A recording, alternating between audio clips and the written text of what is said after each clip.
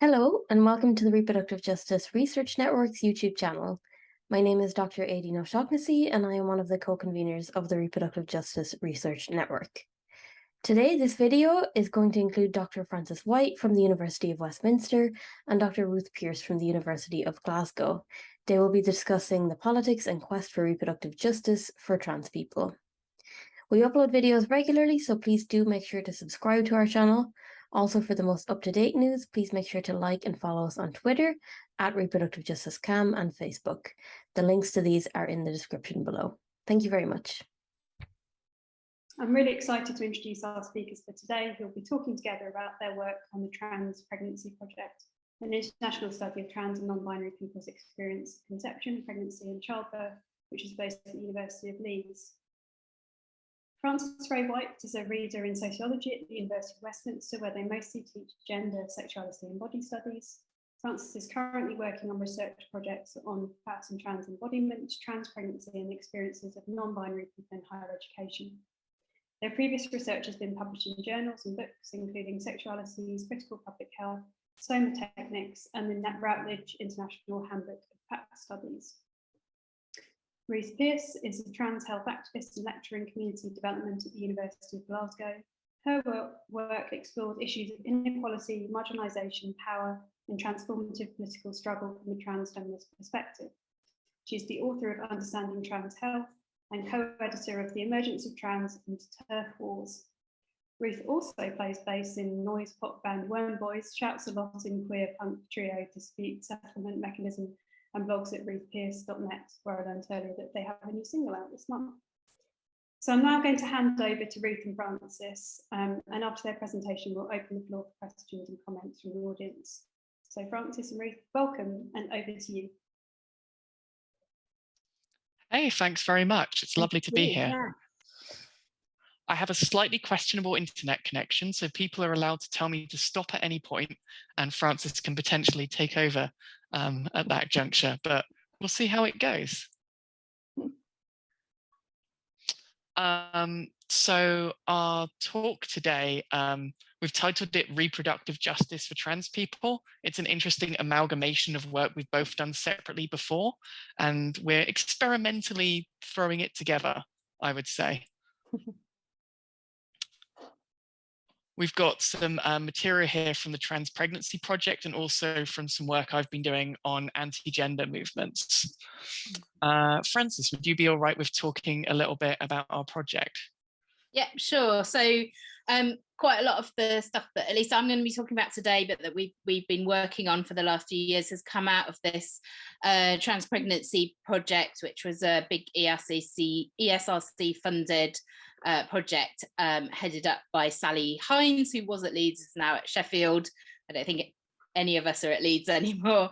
And so, yeah, we have been working on a project that has included both interviewing people who have conceived, as we defined it, sort of after some sort of social and or physical transition.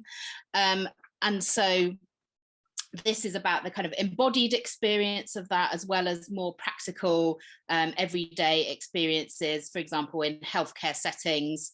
And so this includes people who identify as trans men, as trans masculine, as non-binary, as a range of other things, but generally people who have the ability to get pregnant but don't identify wholly as female. I feel like we could do a whole talk just on how we talk about the participants' identities.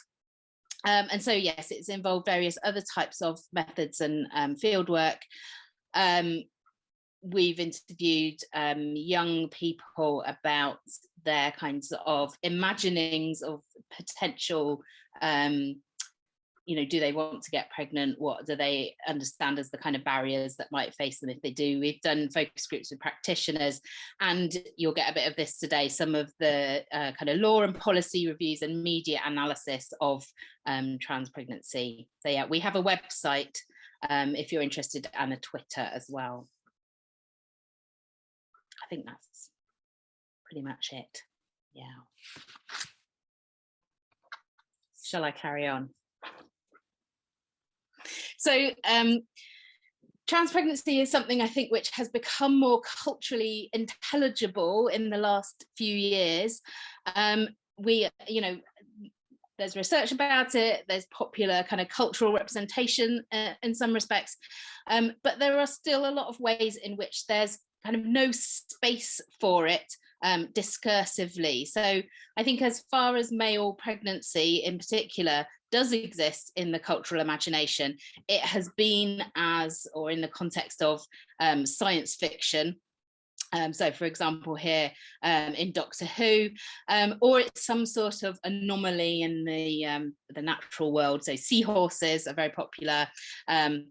But there's a flavour of kind of impossibility surrounding male pregnancy, or it is placed outside of the human or of human possibility, posing often questions that we often have to start from the question of, arguing that whether it does or doesn't actually exist.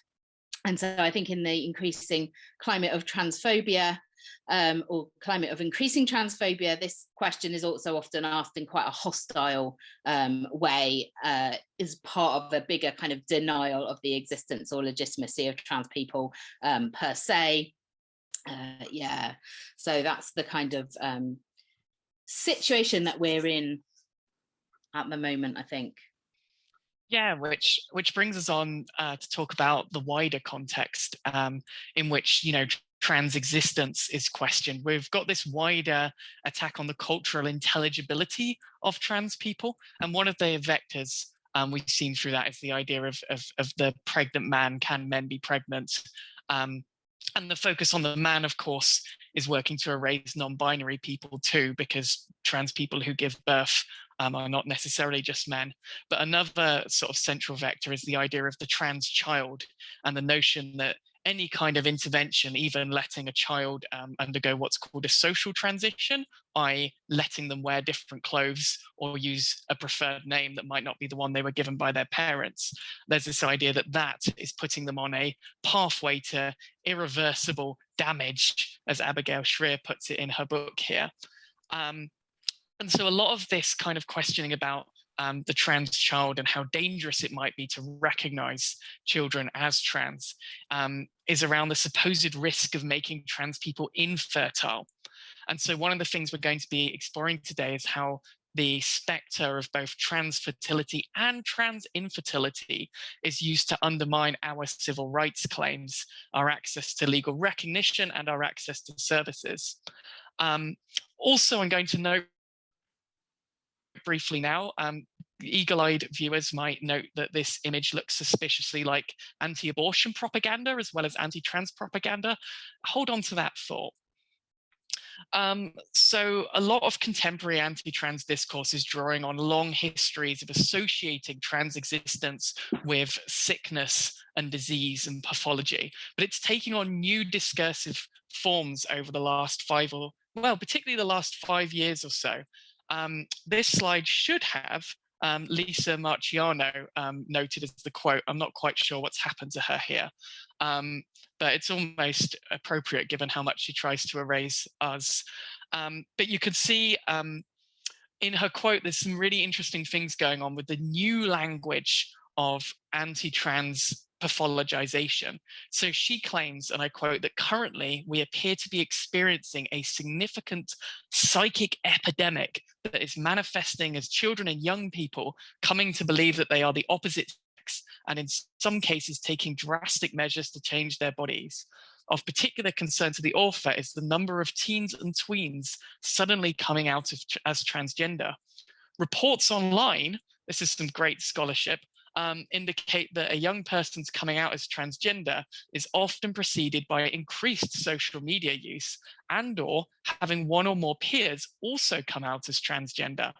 These factors suggest that social contagion may be contributing to the significant rise in the number of young people seeking treatment for gender dysphoria. Now, these claims from Marciano, they are nonsense. You could put a Wikipedia citation needed note on a lot of her claims, and they've been thoroughly disproved by authors such as Florence Ashley, writing in the Sociological Review. But I think this is important to highlight because this is the kind of language that is increasingly being employed by people pushing for anti-trans laws in the United States, where, for example, the state of Florida has banned any discussion of LGBT issues in schools in a manner reminiscent of Section 28 in the UK. And some states in the US are now pushing to ban any kind of treatment for trans children and to criminalize parents who support even a social transition for their child. And in the UK, we're seeing this kind of language, this exact language from Marciano used to justify growing anti-trans discourse. So we're going to use 3 frameworks to kind of try and understand what's going on here, right, with these attacks on trans fertility and infertility. And like kind of in doing so, we're going to be thinking about the language of trans biological reproduction and also trans social reproduction. And the frameworks we're going to be using for that are the concept of hermeneutical injustice, the concept of reproductive justice and reproductive injustice, and the concept of reproductive labor. So to briefly introduce these, hermeneutical injustice, it's something there's pre-existing ideas in Black feminism, but as we're using it here, the philosopher Miranda Fricker described it as, and I quote, the injustice of having some significant area of one's social experience obscured from collective understanding owing to persistent and wide-ranging hermeneutical marginalization.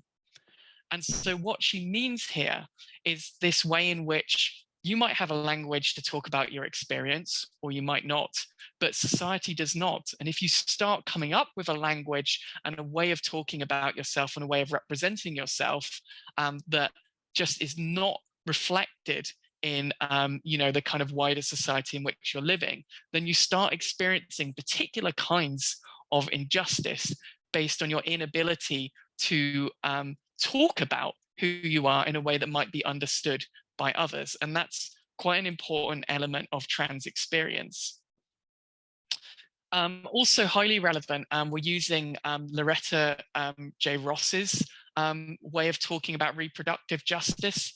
And we're doing so in that way that's actually linking the right to have a child with the right to not have a child, for example, through using birth control, abortion, or abstinence. And for that matter, if someone has had a child, the right to parent children in safe and healthy environments, free from violence by individuals or the state. And this is quite important in the context of Black feminism, from which it comes, and also crip feminisms, because it's noting the way in which, for example, Black and disabled women often having it coming and going in Western societies, in which you have people, for example, trying to prevent people from prevent people from having an abortion, but also potentially preventing people from being fertile with regimes of forced sterilization or eugenics. Finally, I'm going to be thinking about reproductive labor, and lots of people have written about this in lots of contexts, but I'm interested in how Aaron Azura has written about it in a trans context, where Azura is thinking about how trans communities end up doing particular kinds of gendered labor, which may not be reproducing new people in a biological sense, but are reproducing the conditions under which people might be able to live. So some examples include, for example, trans sex workers who are working in marginal contexts, but potentially making money for their families.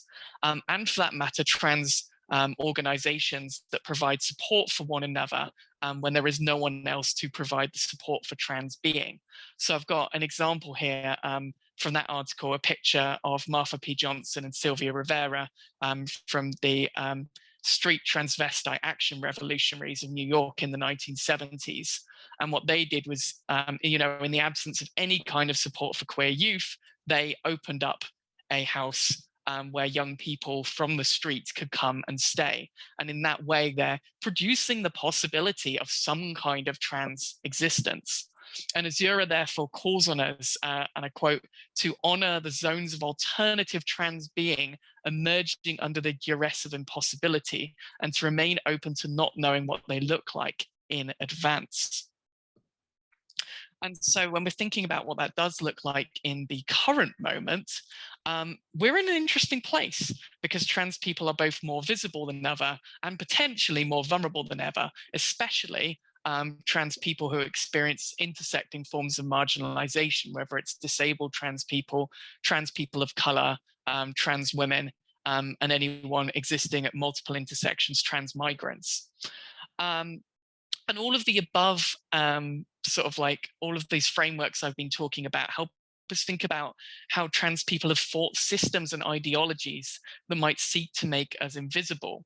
Firstly, through creating lexical and visual languages that enable us to become visible to one another, and secondly, like building community around the very idea of being trans as a way of capturing our shared experiences, giving someone a way in so that a teen looking for someone who shares their experience on the internet might find the term trans. And I've got pictures here of some high profile figures. We've got Thomas Beatty, who we're going to come back to soon, and his high profile pregnancy. But we've also got trans people winning the Olympics, trans people becoming the mayor of Bangor in Wales, trans people such as Travis Alabanza and Backwash producing amazing plays and theatre and music. I could talk all day about this, so if anyone's interested later, I'll come back to it. But I want to kind of think about this idea of the social contagion. I went to an amazing paper last week at the UK workshop in trans philosophy, where Alexis Davin noted that the very process that Lisa Marciano and Abigail Schreier are describing as a social contagion is the means by which trans people engage in a form of social reproduction, right? We become visible one another, introduce one another to a language that makes sense of our lives and our needs. Or, in the title of this slide, as Abigail Fawn of Philosophy Tube put it at a recent protest against conversion therapy outside Downing Street in London a few weeks ago, we are the virus. That's a great thing to end a moment on until I can't go on to the next slide. Right, here we go. So, yeah, one of the ways in which trans people build oppression, build resistance to oppression is very much through community. So, for example, in a lot of European countries, it's still, you still require some form of sterilization, irreversible sterilization, in order for trans people to access particular civil rights. Finland is one high profile example, another is the Czech Republic. And the idea is that legal recognition of trans people's genders or sex is, and I say sex or gender because when it comes to the law, the two often end up coming quite close together or merging because, you know, like it becomes hard to distinguish, you know, lived sex from gender as a social experience. And in fact, many languages don't necessarily have a distinction. But in countries such as Finland or the Czech Republic, to obtain a sex marker on your birth certificate that matches your lived sex and gender, you need to undergo psychiatric evaluation and irreversible surgery on your reproductive organs. Now, obviously, this is a choice that many trans people do make of their own accord, hence the cover of the Schreier book that I shared earlier. But this kind of legal framework removes that choice, right? It becomes a form of coercion. If you want certain forms of civil recognition, you know, legal recognition or civil rights, then you need to undergo sterilization. And Ross's framework of reproductive justice helps us understand the layers of coercion at play here, because firstly, trans people are discouraged from transition on the grounds that we might lose our ability to engage in biological reproduction. But if we dare to transition, we must not be allowed to reproduce.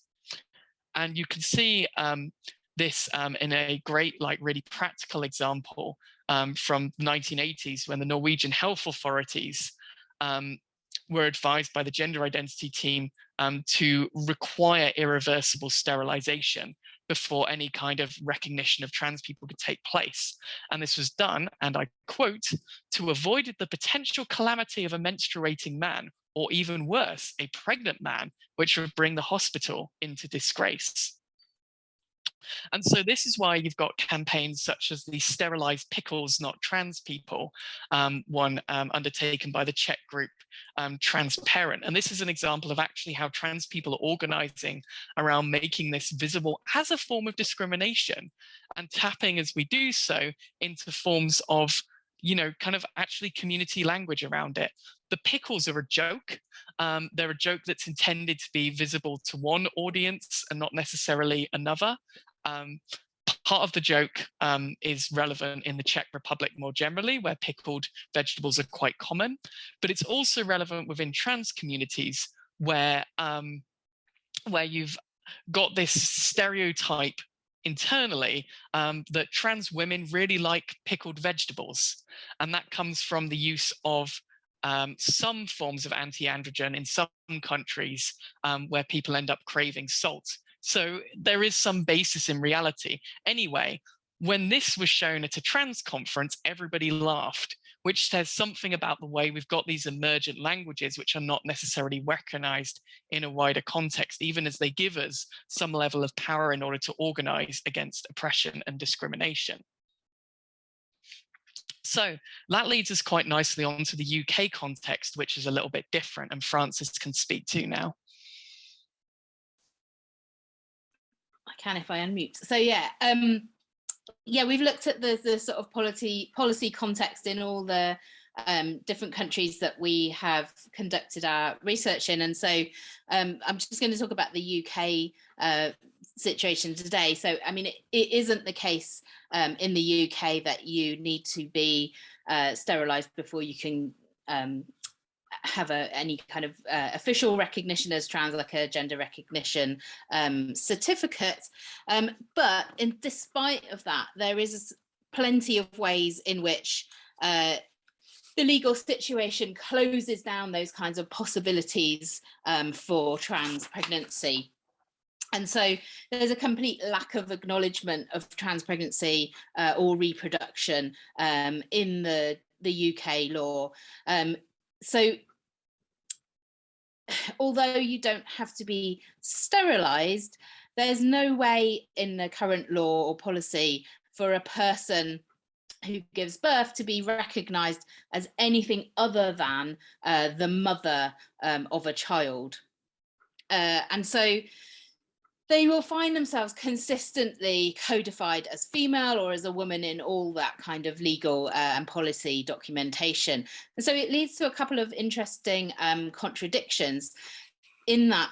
First, the Gender Recognition Act states that when a gender recognition certificate is issued, the person's gender becomes, for all purposes, the acquired gender. Okay, fine. So if a trans man has a baby, under the Birth, Deaths and Registration Act of 1953, he must be recorded as the mother on the birth certificate, which not only means that we don't have a handy record of how many men might have given birth in the UK, but it also suggests that somebody is actually not able to be a man for all purposes. Thus giving that person interesting kind of both male and female legal role. Interestingly, the term, you probably all know all about this, the term father in this kind of legislation has been acknowledged as problematically gendered because of the changes brought in by the Human Fertilisation and Embryology Act in 2008, which allows a female second parent to be entered on a birth certificate. So then references to father in some other types of legislation are now to be read as referring to a female person. But nowhere is it acknowledged that a mother might refer to a male person. So the term mother kind of persists and remains entirely coded as female. And obviously none of this legislation, the Gender Recognition Act or any of it, recognizes anything outside of male and female, so there's no recognition of non-binary gender formations, so there's no current way to kind of legally acknowledge the existence of those people. And so the only time that Gender Recognition Act does mention parenthood is when it asserts the parental rights of people who become parents before transitioning. And it says the fact that a person's gender has become the acquired gender under this act does not affect the status of the person as the father or mother of a child. Again, there's obviously no space to be a non-binary parent there. But the absence of mention of people who become parents after transition echoes that kind of assumption that trans people won't or can't or don't become pregnant. And it's interesting that it holds into the legislation, the Gender Recognition Act, which is specifically kind of about trans people. And I think this speaks to a kind of collective familial imaginary about who can and will reproduce or create a family. I think it says a lot about the limits of trans bodies in both kind of cultural and legal imaginations and formations. Trans people just do not really kind of exist in certain kinds of spaces. There is very little crossover between the trans body and the reproductive body in this kind of logic. And so, yeah, policy is only one field where this kind of trans pregnancy is discursively constructed. And I think we can look at some of the more popular cultural mainstream media representations that kind of build on those sorts of ideas. And so this is sort of work in progress at the moment. I've only done a sort of initial analysis of some of the coverage in UK in a mainstream UK newspapers, but there are some very obvious and kind of common tropes in that coverage that I think tell us a lot about how trans pregnancy is experiencing that kind of lack of available language, or is talked about by people who have not actually experienced it. And so the first type of most common trope in these types of articles is the story is genuinely just a man is pregnant. This is Hayden Cross from The Sun in 2017. It is invariably a man described in these articles. They tend to appear in tabloid papers, and this is a kind of narrative of novelty and spectacle. It's the shock of the new. It's how is this even possible? One of these types of pieces was in a section of the Telegraph that's called How About That? So it's that kind of, oh, a freakish thing has happened. So if you switch it onto the, yeah, thank you. I'm not going to say next slide, please.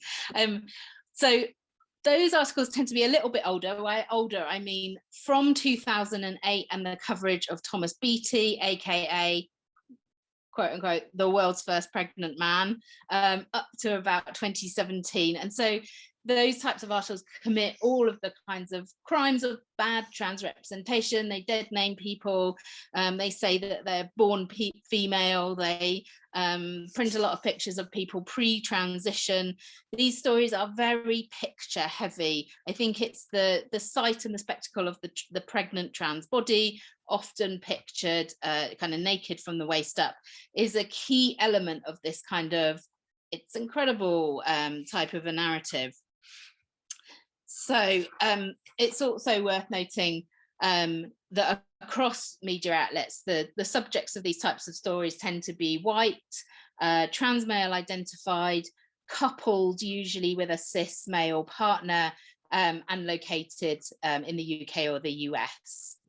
And so next, on the next. Oh, this is where I'm going to swoop in briefly and say Beattie's a very interesting example, actually, because he is a mixed heritage trans man rather than a white trans man, but there's the questions about the use of filters on the camera, the angles, and also the fact that as the first, you could focus on him, but once you've got the first out the way, there's that focus almost entirely on white men, which is very interesting. Yeah, and so the incredible focus on firsts is part of that kind of spectacle coverage, and so although Beatty was presented to us as the world's first pregnant trans man, he wasn't, of course, but a lot of other countries have also kind of heralded their own kind of homegrown first pregnant man stories. The UK has had not one, not two, but three first pregnant trans men. One in 2012 and then two more in 2017. So a very short memory. And so C.N. Lester, in their book Trans Like Me, has noted how this type of reporting reflects not only a kind of wider tendency towards sensationalization and narrow and predictable narratives in the media reporting on trans issues, but it's also enacting a kind of cultural amnesia. So everything is new all the time around trans issues, which relies on a kind of active production of ignorance. So trans and non-binary people here are not ignored per se, but they are disconnected from history and made kind of novel and unknowable. And as Lester says, and I quote, this can often obscure and distort the truth in the way that even silence could not. And so I think this reproduces and is reproduced by that kind of discursive impossibility of trans pregnancy. If it's impossible, it can never have happened before. If it's happening for the first time, then this is kind of all new. It may never happen again. Yeah, so it's a very specific kind of trope that is used frequently in reporting about trans people. And so I think another significant presence in these articles is the relationship constructed between pregnancy and what is invariably termed transition. And so we see this a lot in talk about people putting their transition on hold or holding off getting surgery in order to get pregnant, or of somebody having undergone what is often described as partial transition, as shorthand for saying they haven't had anything done that would prevent them from getting pregnant. And so in most cases, this is a narrative where pregnancy is a deviation from the linear path of transition, and that transition definitely has a kind of end point, which is often described as full transition, by which they often mean medical transition.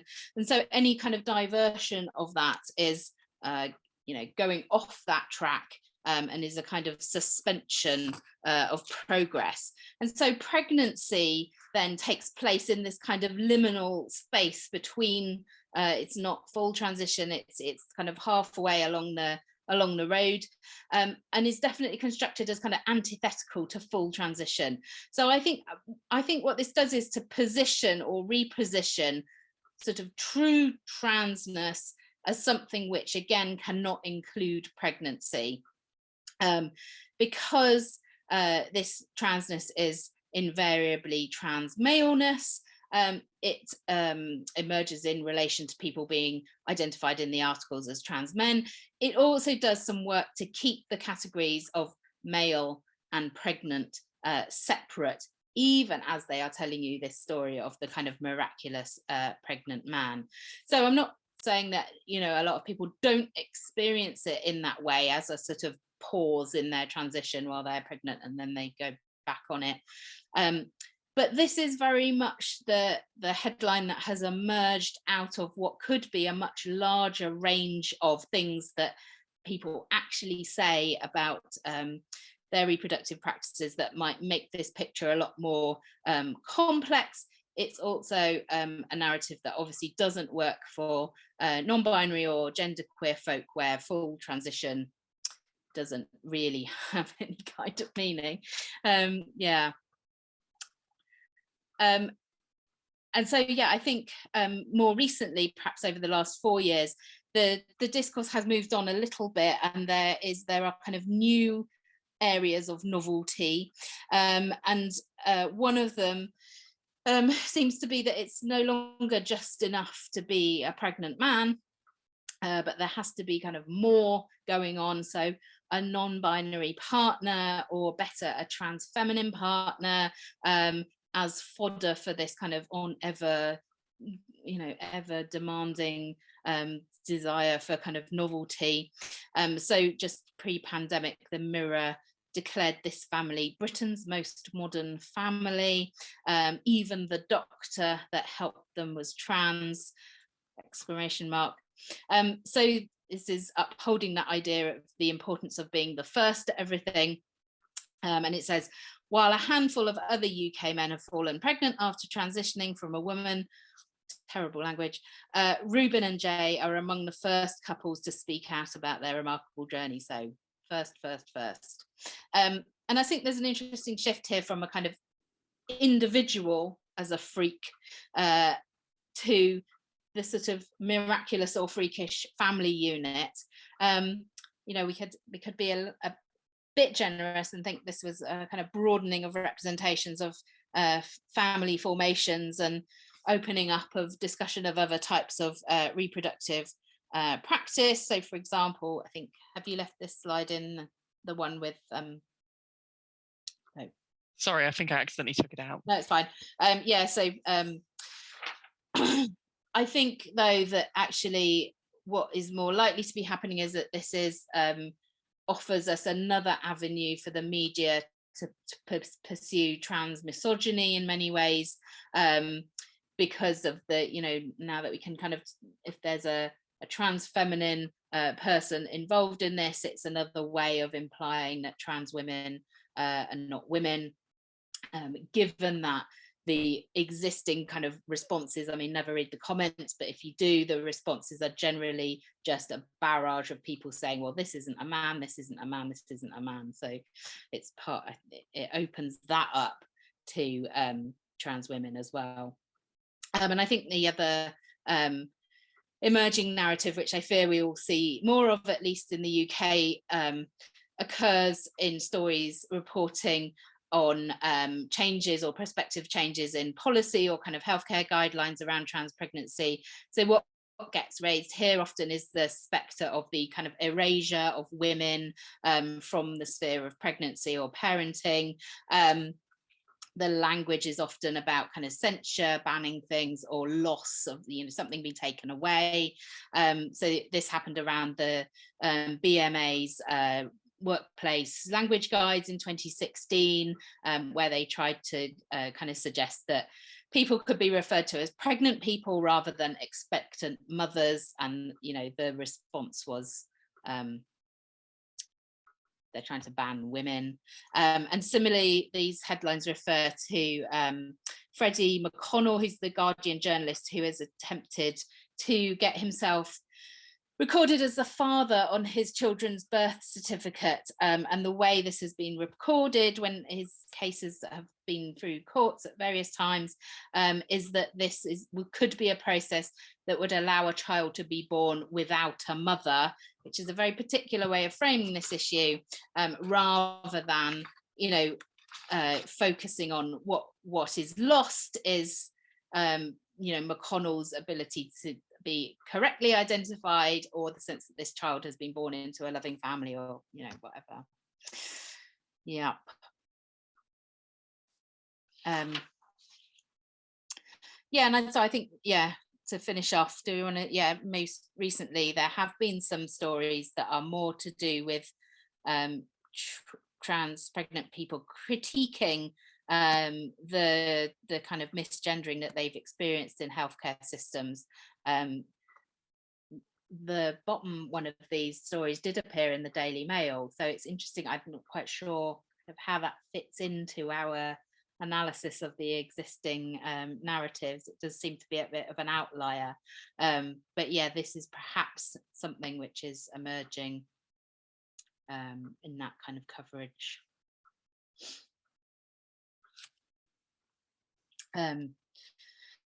Yeah, so what we might kind of set this against is some of the things that our participants, our interview participants on the project reported in their interviews about their experiences of healthcare and postnatal services.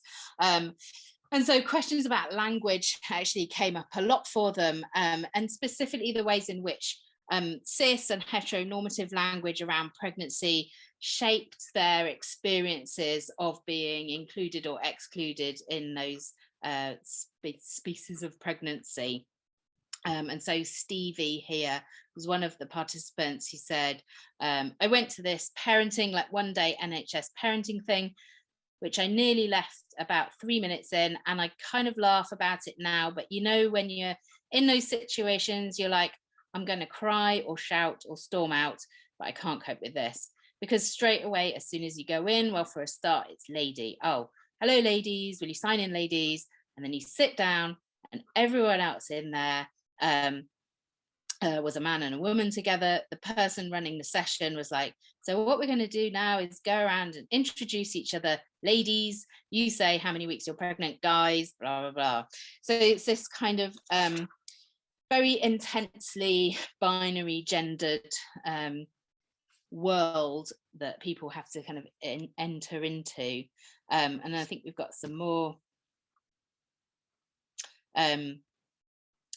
This participant, Joseph, talked about how they kind of steeled themselves for misgendering while pregnant, but then struggled after his child was born. So says, I was nearly having a breakdown after I gave birth because I fortified myself during pregnancy to deal with gendered language because I knew I would have gendered language after I gave birth. I hadn't realized how important the identity of someone who's given birth would be to me until I did it. And says, if I could walk into a waiting room in a hospital and not be bombarded with mum, woman, mummy, women, that would make my life easier. Yeah, there is a second slide, still Joseph. And carries on, but everything that there is for people that's given birth is mum and mummy, and that like knocked me. I couldn't manage it, and I was getting mental health support in all sorts because I was really, really struggling. I couldn't access groups, I couldn't do anything. Any article I wanted to read on how to manage your baby, all of those things was just, everything was a barrier because this mum word kept getting thrown at me and I hadn't prepared myself for it. Yeah. So we had an interesting thing in the data where we did have participants who, experienced open discrimination, but in a sense, it's easier to put a pin on what that is and why that's a problem for someone. Whereas these issues like language are almost more pernicious. It's one thing to say, oh, we have a no tolerance policy on, violence against patients or whatever, or on saying people shouldn't have access to services. But it's quite another to navigate these gendered processes which are so prevalent in every aspect of our society, particularly around parenthood. And so we actually had similar findings from a piece of research I was involved with separately called the Items Research, which was investigating trans experiences of maternity services in England. And the report on that has just come out in the last couple of weeks, published by the LGBT Foundation. Now, as well as having worse outcomes than cis women across the board, the shock finding from that piece of research, and that was a statistical piece of research as opposed to the qualitative piece that Francis and I were doing, was that 30% of respondents didn't access support from a midwife at all, whether NHS or private. Now, this is giving birth, at home without any kind of support from a professional is referred to often as free birthing. And this 30% of trans participants compares to 2.1% of women, according to ONS statistics, gave birth at home. But the difference is that 2.1% statistic includes women who access maternity care but chose to give birth at home, or those who gave birth before they could get to their birthing place. So there's this massive disparity with the sheer number of trans people, men and non-binary people, who simply didn't feel comfortable accessing relevant healthcare support. And oh yeah, sorry, Francis pointed out in advance I accidentally doubled this slide. And notably also, this is even higher when you look at the disparity between white trans people and trans people of color. So 46% of trans people of color who participated in this research experienced free birthing compared to 28% of white trans people. And we can see how this fits into this wider backdrop of racism in maternity services. For example, in 2020, the Embrace report found that Black women in the UK were over 4 times more likely, and Asian women twice as likely to die in childbirth compared to white women. And so you've got this really clear disparity, not only in the kind of care that's provided, but also in people's fears, in people's justified fears about the kind of discrimination that they might face. And now all of this gives us some really interesting context to all of this language about erasing women and erasing mothers. We can see now just how dangerous it can be, because, you know, if you're trying to create a language that creates space for trans birth parents to feel comfortable accessing services, that will save parents' lives and it will save children's lives. And when we think back to this question of like reproductive labor, hermeneutical injustice, like it shows the importance of trans language and creating languages of possibility. And so what trans birth parents have been doing communally together is creating languages of trans parenthood, for example, through the recognition of a father who gives birth, or a non-binary person, a non-binary parent who gives birth. And there are ways in which this can be done in policy. We gave some feedback as a project to this guidance by Brighton and Sussex gender inclusion midwives, and they created an excellent, there's a full guide document to supporting trans and non-binary parents in perinatal care. And they've also got some advice on language, and their approach is what they call an additive approach. Rather than saying you have to call someone a parent instead of a mother, they say, well, call a woman a mother and give trans people the option of what they are called. This was, of course, widely reported as, you know, NHS Trust bans breastfeeding, which, of course, again, wasn't true. But through this, we can see why the language of erasing women is so pernicious. And increasingly, it's positioned as like a feminist position in the media, by media outlets, by politicians. What we're actually seeing here is a laundering of far-right logic through mainstream UK feminism, because any attempt to break down binary gender norms, any attempt to give people who've in many contexts not had the ability to receive any kind of societal support in having a child is being deliberately shot down. And that's part of this wider picture with so-called gender critical feminism and its impact on UK discourse. And we can understand this further by returning finally to the figure of the trans child. So last week, the same week that the US Supreme Court, we found out through a leak, is about to make it legal for many US states to ban abortion, the UK Supreme Court, there was a huge victory on abortion rights. But you won't have read about this in any of the UK press, and most feminist groups aren't talking about it. I was actually mildly astonished, but also not, that, for example, Abortion Rights UK said absolutely nothing about this. Why? Well, the context of this was a case called Bell v. Tavistock, and it was a series of people taking the child and adolescent gender services hosted by the Tavistock Clinic in London to court, arguing that trans children should not have access to specifically a treatment called puberty blockers, which is a reversible treatment that essentially puts puberty on pause. It's not just used for trans infants, it's also used, for example, in cases of early puberty. And what this was an attempt to do was to try and stop trans young people who want access to that treatment having any kind of access to it. And what it represented, rightly noted by 39 Essex Chambers, who were the defendants for the Tavistock Clinic, was that this was an attack on Gillick competence, right?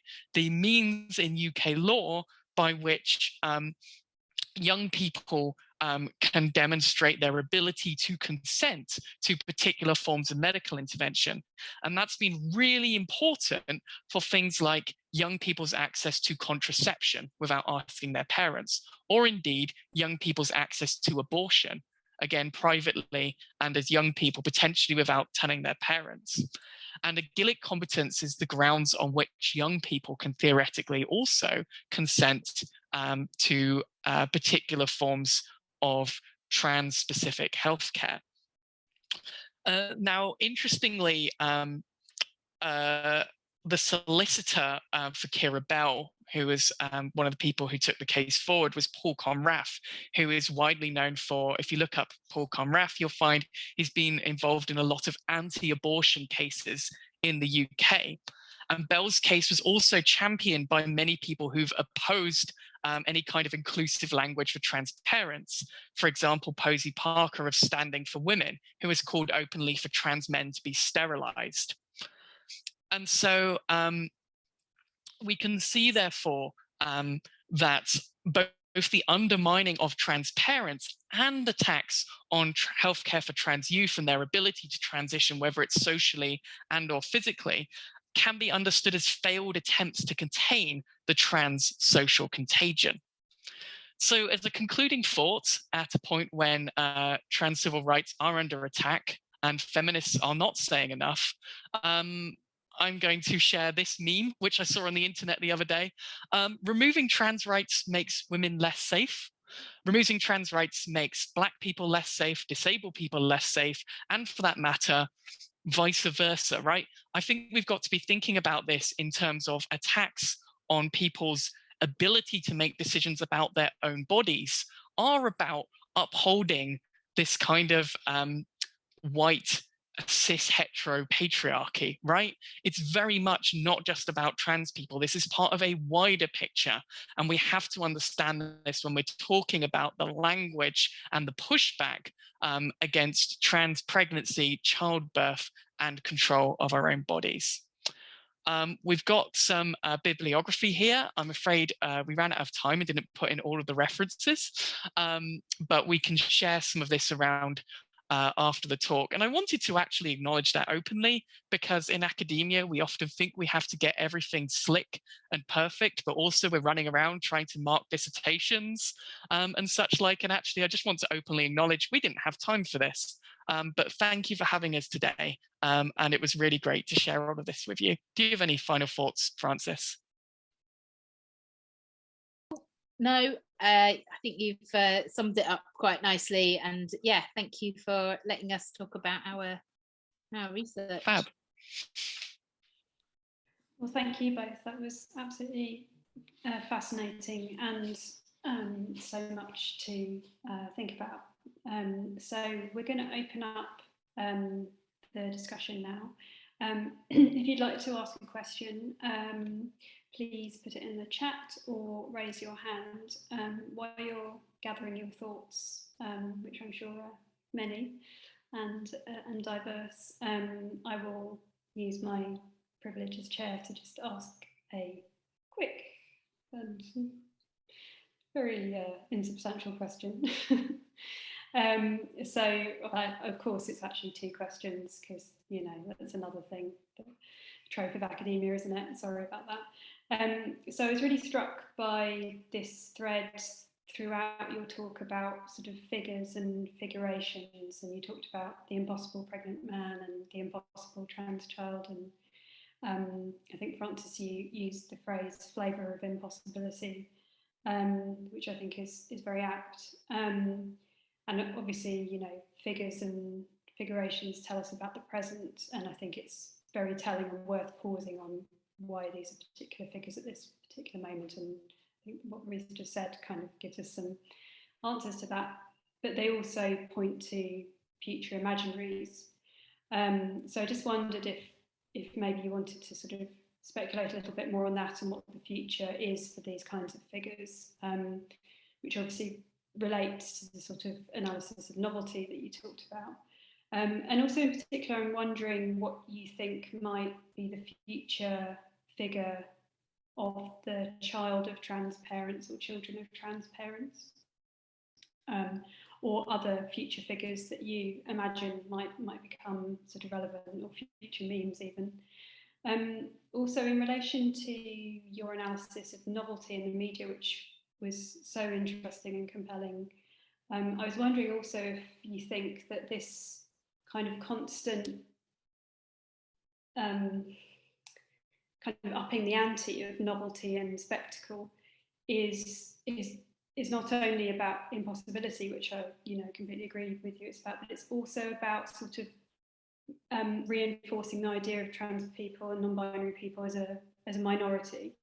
So it's sort of it seems to be expanding the options and showing, you know, there's a, as they might put it, as the Mail might put it, like weird and wonderful world out there, but in fact it's actually closing things down. So I just wondered what both of your thoughts are about those two themes. Shall I go first? So yeah, I think it's on the one hand, it's easy to look at mainstream, you know, tabloid newspapers are easy to read and easy to see what they're, in some ways, what they're sort of getting at. And I think what that sort of doesn't tell us about is how trans people are creating their own futures and talking, you know, using their own language and constructing their own narratives about you know, reproduction and parenting and so on and so forth. And I do think that, you know, there's something to be said for understanding the kind of cultural context in which trans people have to engage in those practices in, but they are also, you know, resisting that and creating their own kinds of worlds. And I think, you know, as alongside some of those more mainstream representations, there have been you know, trans people who've made their own films or written their own stories. So one of the really great films, I think, is Jason Barker's A Deal with the Universe, which is about it's more about his attempts to get pregnant, but, you know, presents a very different world, which sometimes kind of butts up against, you know, the world constructed in tabloid newspapers. How can it not? But is also a sort of, you know, different, gives you a different perspective. And I think as well, you know, having done the talk to young people in the focus groups about what they imagine their kind of futures to be, is that they, you know, they are not necessarily taking on those narratives that being trans is kind of incompatible with parenting. I think increasingly that it is a possibility for them, and it is that kind of social contagion thing that Ruth was talking about. I mean, I think a lot of the people that we interviewed and have spoken to over the course of the project have said, you know, I saw Thomas Beattie and suddenly this became possible for me. And it is, so even the, you know, the worst kind of representation in some ways, it does open up kind of possibilities for the future. Yeah, so I think that's kind of what I would say about that. And the escalating novelty is, I think it's very generous to think this is, you know, showcasing the beautiful diversity of humans. No, I'm not sure that's what not sure that's what's happening in those kinds of stories. And I think I think it is about maintaining the the kind of singularity and minorityness and unusualness and freakishness of you know, people with non-normative genders and sexualities.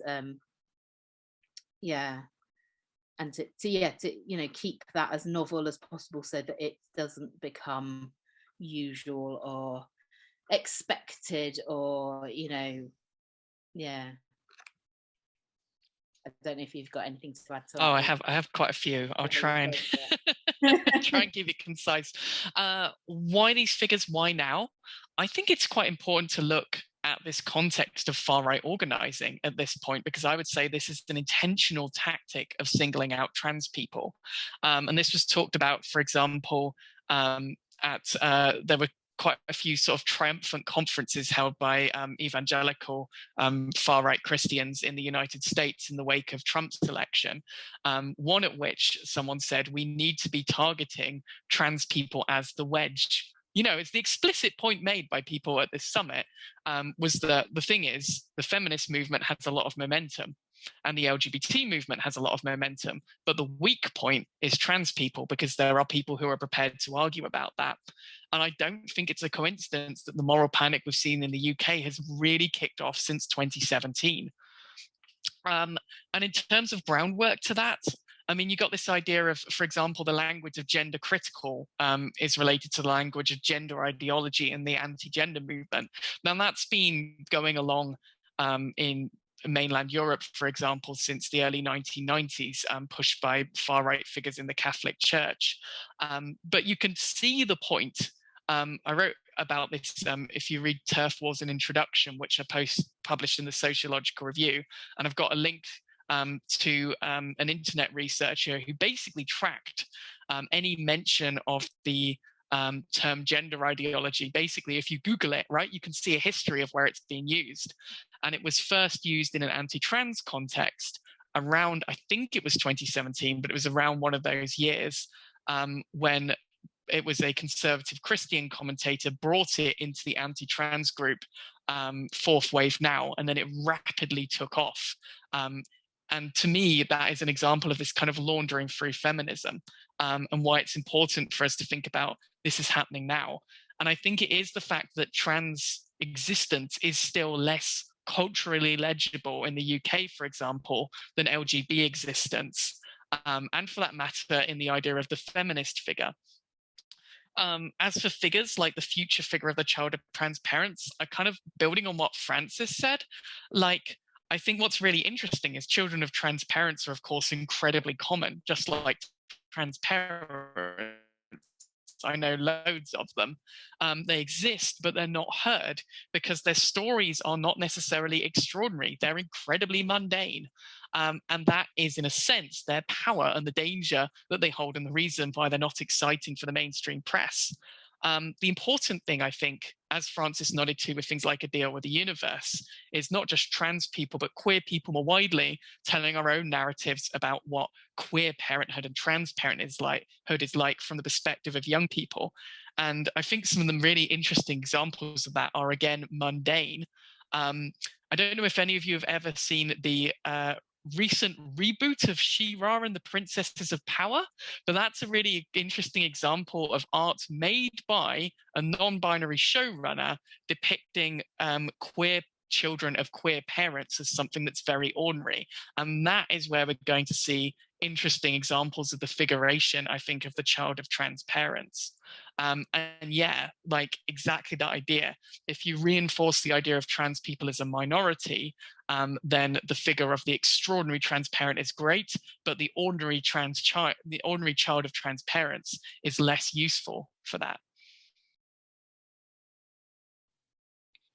Thank you, that's so interesting. And also I'm going to take that tip about She-Ra for my daughter. You won't regret it. It's literally the best thing that's ever happened. You will cry. Sounds like it already, and definitely better than things she's watching now. So thank you. So Natalie Bixman-Orez has her hand up. I will ask you to unmute, and then you should be able to ask your question. Thank you so much. This is just a really brilliant talk, and I'm so grateful for you sharing your expertise in this project, and particularly like struck by the breadth, the scope of this project, thinking about, legal infrastructure and media tropes and how that like shapes trans and non-binary folks' experiences with pregnancy. I am working on a project here in the United States that is specific to US context, but I'm seeing so many parallels with what you're talking about in the UK. And one of the things that my collaborator and I have been really focused on is thinking about like queer infrastructures of care. And so specifically, we've interviewed a lot of self-identified radical reproductive justice doulas, and these doulas are thinking specifically went into like doula care and doula advocacy, which is doula advocacy in and of itself, historically within white, like dominated doula spaces is an oxymoron because the doulas aren't supposed to advocate, et cetera, et cetera. But of course, these doulas are intervening in this space. Many of our interviewees are BIPOC and or identify as trans, non-binary, queer, and they went into doula work because they felt like this was a space of intervention, a place where they could support community members who are in desperate need of advocates in birthing spaces. As you know, like the perinatal care disparities are really wide when it comes to queer folks birthing, trans, non-binary folks birthing, and also especially when you add kind of race and racism into that mix. And so anyway, I just wondered if you saw in your work some of these places. You talked a little bit about like the parents themselves and how they're generating new kind of vernaculars, vocabularies to think about and to challenge and to create space for queer family formation. And I just wondered if you were seeing this in other spaces as well, like what queer infrastructures of care looks like, and who's creating it. And yeah, I'll just leave it at that. And thank you so much for this talk.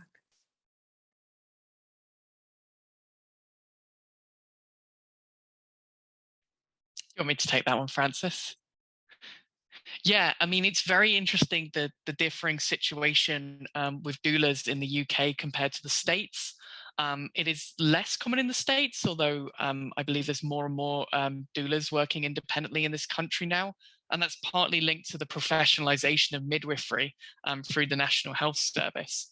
And so earlier I mentioned the gender inclusion midwives in Brighton and Sussex University hospitals. That's a really interesting example of queer spaces of care being created through an institution rather than through these kind of more radical networks you might see kind of more independently. We did see, we were part of an international project, as we mentioned, and we saw a lot more of this kind of queer space of support, of care created through networks of doulas and other independent birth workers in the US and Canada, for example. So we did see elements of what you saw as well.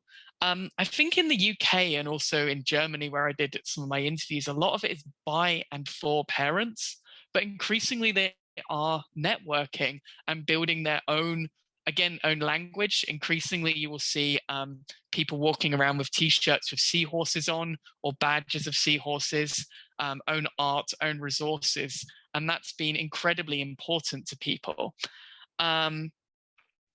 Yeah. So that's my response to you. Thank you so much for that, Natalie. I also note there's a really good point, some really good points generally in the comments. I was wondering if we could respond to Danielle. Would that be all right? Of course, please do. Yeah.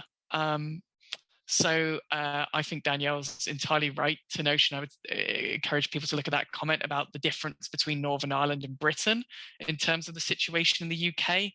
It's quite an interesting relationship because Northern Ireland still has the UK government in terms of potential pushbacks on trans rights, but then certain elements, of course, are, you know, kind of like there's that, there's the kind of like local lawmaking. I've had some interesting conversations about this with kind of trans activists and feminists in Northern Ireland, who've argued that the situation in Ireland is different because of the different history of like the church and Christianity. And in a sense, you're less able to launder some of these gender critical talking points through feminism because of the way feminists are more attuned to the way that certain like anti-woman narratives, for example, and anti-queer narratives have traditionally been pushed by many, not all, but many in the church. I do think it's kind of interesting though, because then there are other avenues, like in the Republic of Ireland, for example, you had a situation again last week where a very high profile conversion therapy advocate was speaking to school leaders from across the country. So there's almost other ways in. And obviously you've got the DUP who will say all kinds of things. But I mean, Danielle, if you wanted to speak to that, I would be interested in hearing what you had to say rather than just me talking as someone living in England and Scotland. But you don't have to.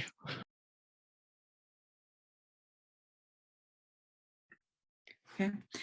Yeah, I suppose it's a personal bugbear. Like if you mean English, say English. We're doing it better. But yeah, well, definitely, maybe not better because we don't actually have any additional legal protections. But I feel like the women's sector and the LGBT sector here are very much linked. You know, like our Reclaim the Night March has a sex work speaker, has a trans speaker every year since 2014 when we started. Reinvigorated it. I think part of it is we're used to working across difference. So we're maybe more, I think what you're saying about the church is interesting as well, because yeah, maybe we are more switched on to that, but I think we work across difference. And so, yeah, you know, there's people that's not our main ethno-national is going to be probably the main challenging thing rather than, you know, whether somebody's cis or trans. There is a threat, very definitely, and it is the same thing that's happening in GB. And they're using both self-ID in the South as a kind of alarm. You know, we don't want that here when we do. And then they're also talking about what's happening in GB. And yeah, it is really worrying seeing it rise. But it is mostly these anonymous people on Twitter. You know, they had an alternative International Women's Day because we had a trans woman speaking at ours, like the women's sector one. And I think they had, you know, at most they're getting 30 people to a protest, if even, and we had hundreds around the corner in the same city. So it's definitely something we need to be vigilant about and try and learn from what's happened elsewhere.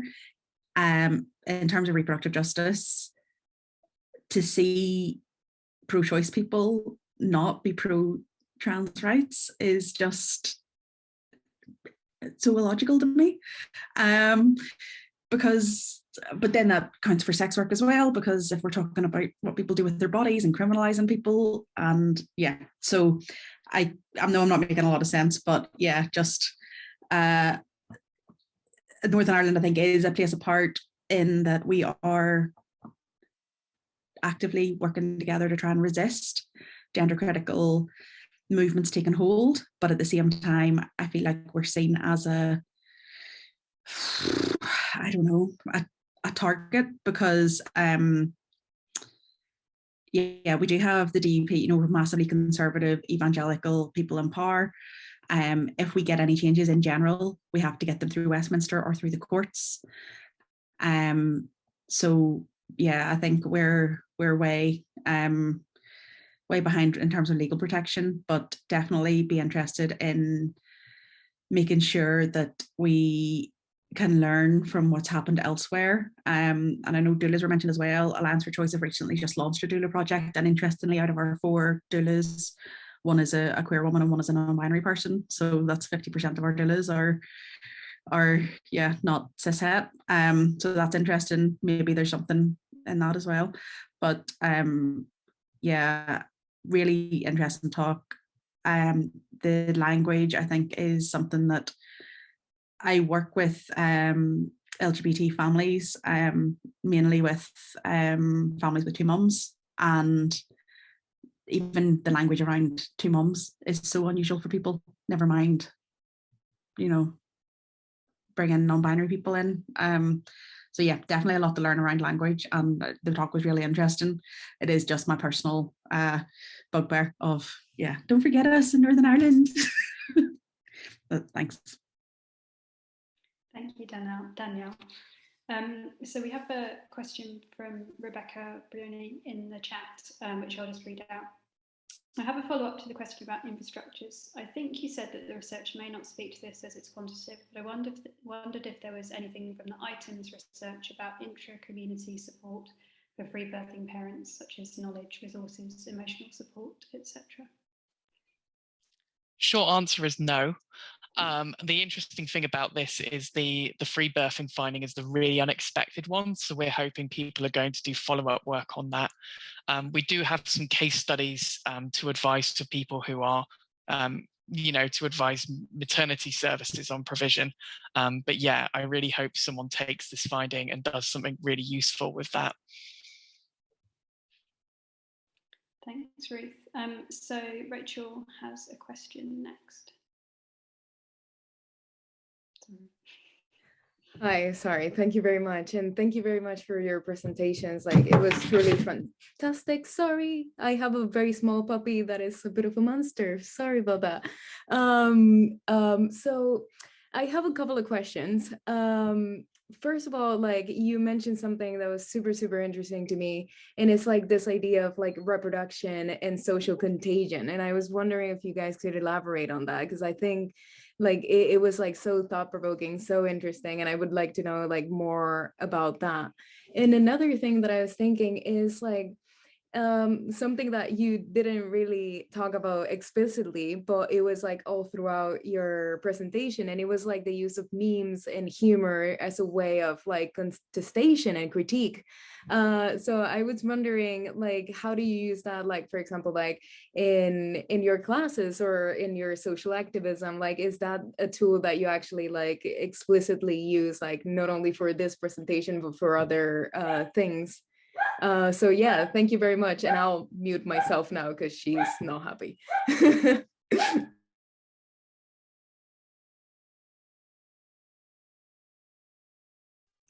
want to go first? Yeah, do you want to talk about the social contagion? Because I think this is a sort of new angle that we've you've just started thinking about, but I've encountered it in other contexts, but you start. Yeah, I mean, I don't have much to say about that yet because this is our first experimental foray into it. Frances and I have previously talked about this together all of about maybe 15 minutes earlier this afternoon. When we were just like, oh, we've got, what ideas are we bringing to this paper, you know?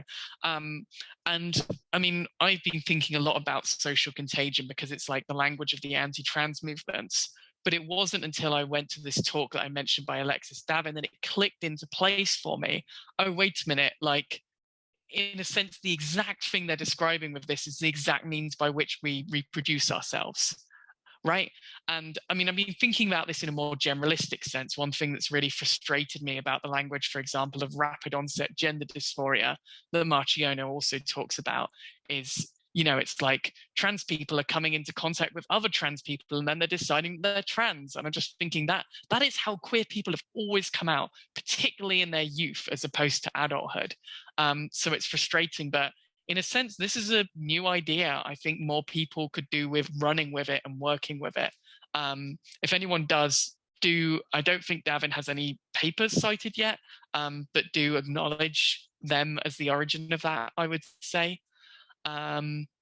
Yeah, what was the other side of this about, Frances? What, the second part of the question, the other thing about contagion? I can't remember the other thing about the question, I think. The other part of the question was about the use of memes and humor. I think we're both big fans, right? You love Doctor Who. Yeah, we've always got a Doctor Who slide. But yeah, no, I mean, but I think that, so it's interesting to think about memes as a form of kind of language making and you know, a place where kind of resistance can happen. And, you know, obviously it works in the kind of social media sort of way. And I think it is where you find some of that kind of resistance, and it's done humorously. So it's very, you know, it's useful in a talk or in a lecture. Although you do run the risk of trying to be down with the kids, but yeah. Insert hello fellow, how do you do fellow kids exactly. meme here. I think it's important because, like, firstly, I think academia can be very dry, and as a feminist academic, I think it's important to tap into the emotional in communicating facts, like in sort of saying, like, why does this matter? Why is this emotionally meaningful? And also, I'm fascinated by trans memes because I came out before they existed in the way that they do now. And it was actually while I was doing my PhD, I disappeared into a PhD hole, and I wasn't really aware of what was going on for a year or so while I was writing. And I came out the other side in 2016, and suddenly trans memes existed. They were everywhere. And I was like, what happened while I was writing my PhD? And I think that's interesting because this idea of like creating trans possibility and doing so through language and creating the discourse to make ourselves possible, to reproduce ourselves, right? To give people a language for like the things that otherwise wouldn't have a language, to combat hermeneutical injustice. I think it's interesting to be able to be old enough in trans years to see new forms of communication that explain stuff appear before our very eyes. Like, so yeah, to me, trans memes have just excited me since 2016 as an old. In queer years, I'm caught in that place between eternal youth and agedness, but that's another story for a completely different paper about temporality. Thank you very much.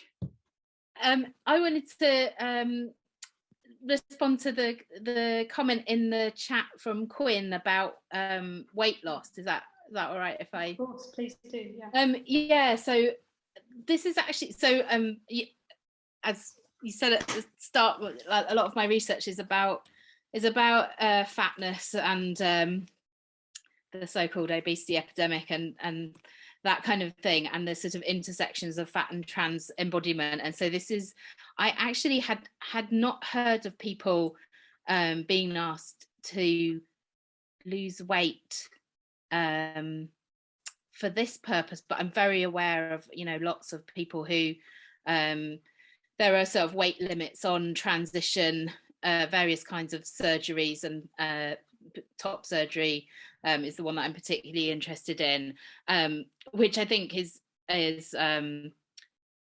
medically unsound. Like, I don't think there's an actual a kind of medically sound reason to ask people to do that. A lot of it is about surgeons and their aesthetic priorities. And it does, as you say, cause people to trigger eating disorders and propel them into quite unhealthy weight loss practices in order to get access to different types of healthcare. And this isn't just happening in trans healthcare, it's happening with access to all sorts of different types of healthcare that is policed and gatekept through weight. But yeah, this is, I hadn't, thank you for raising this issue, because now I have a new thing to hate. Yeah. I'm definitely joining you in the hate. That's my contribution as your collaborator. I don't understand at all why you would need to lose weight for this procedure, and I'm sorry that has happened to you, because I do not think that is right. Yeah, but I know access to IVF is one of the things that they put BMI limits on as well. So, you know, in a sort of philosophical way, it's interesting to think about how this precludes the existence not only of trans pregnancy, but fat trans pregnancy, or the coexistence of, in some cases, fatness and transness, because if you have to lose weight to become trans in various kinds of ways, what does that mean? So yeah, this is another layer to that. So thank you for bringing that up. Yeah, just if I can come in, thank you for letting me to unmute. There was obviously the kind of desire by my gender identity consultant for me to lose weight for hormones in the first place. But he said, well, you have to be under this amount in order for us to take the eggs from you, because we can't get through that much, essentially, which is an unpleasant thing to hear. And I'm going to be honest, the only way I got hormones was by having a full down breakdown in the office at him. And then 6 months later, I had another conversation with him where he said, so the last meeting went badly. And I was like, yeah, I know, I was there. It was very much, well, if you're serious about this, then you'll lose it. And it's also with waiting lists being so long, it's well, if you'd spoken to me when I started on the waiting list, maybe it'd be a different story, but you can't change your body in that way for those reasons. And I'm gonna stop because otherwise I'm gonna start crying, and I don't want to do that on this sort of call, but thank you. Thank you so much, Quinn. So we have a question from AD. Hi, thank you so much for your presentation. It was absolutely fantastic. I don't want to take up too much time because I know there's still a couple of questions, but I wanted to ask you about your ideas about this connection between anti-trans activism and anti-abortion activism, because it's something that I've been thinking about and reading about. I feel more frequently in recent times, and I know you mentioned some connections that you had seen in your own research, and I just wondered if you could expand on that. I'm writing a paper at the moment on graphic fetal imagery in anti-abortion campaigns, and I recently saw something on Twitter where anti-trans rights activists were also using some sort of graphic imagery in their protests, and they were apparently supposed to be images of what gender affirming surgery looks like from their perspective. And I just thought it was a really interesting parallel, and I just wondered if you had anything to say about other connections between those two different types of activism.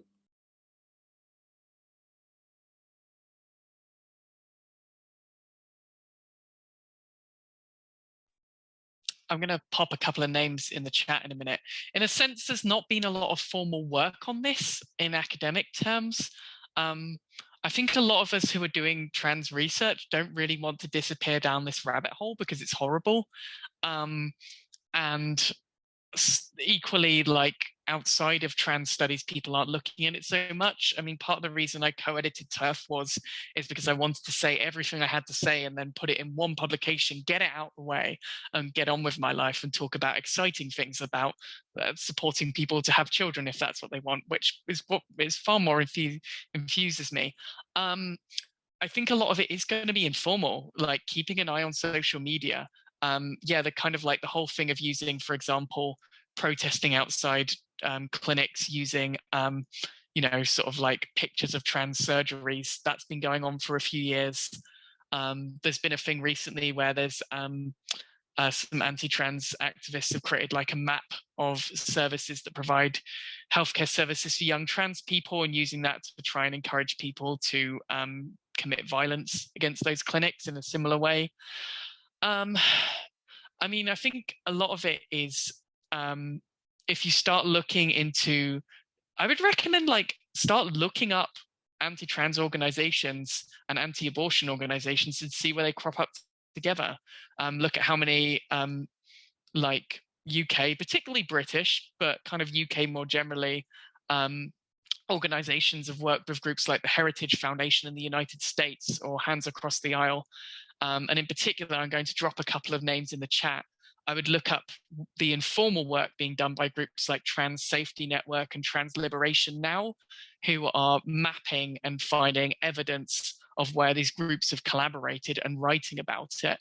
Some of the best information I've had, for example, on the background of Paul Conrath has been through Trans Safety Network, who've literally just dug up the records and shared them for anyone to see. So those are quite good places to look at that. And I think most of that work is being done primarily by trans people rather than by like abortion rights activists. Do they have the same funders? Everyone is asking that question.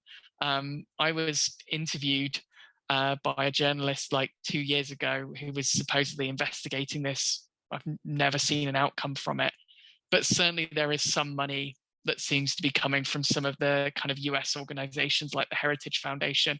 Increasingly, some of it's probably coming from J.K. Rowling though. So, I mean, who knows? Thank you, Ruth. So we are slightly over time, but I'm just going to read out Doris's question if you're okay to just spend another few minutes. So Doris asks, I have a question concerning the impact of the pandemic on trans reproduction. Are there any further challenges, except from having or had a reduced access to health services, perhaps economic impact and perhaps less support possibilities in terms of childcare and so on?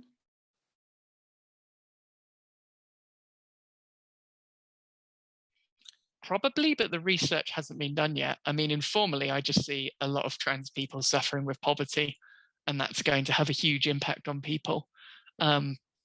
Formally, I can't say there's any statistics on it, but we know it's awful the same way it is for literally every other minority group right now. Frances, do you have anything on that? No, I mean, we, yeah, the interviews and things that we did were all pre-pandemic now, so it's like that moment when everything changed. So yeah, I don't have any sense of that personally, but it's a good question.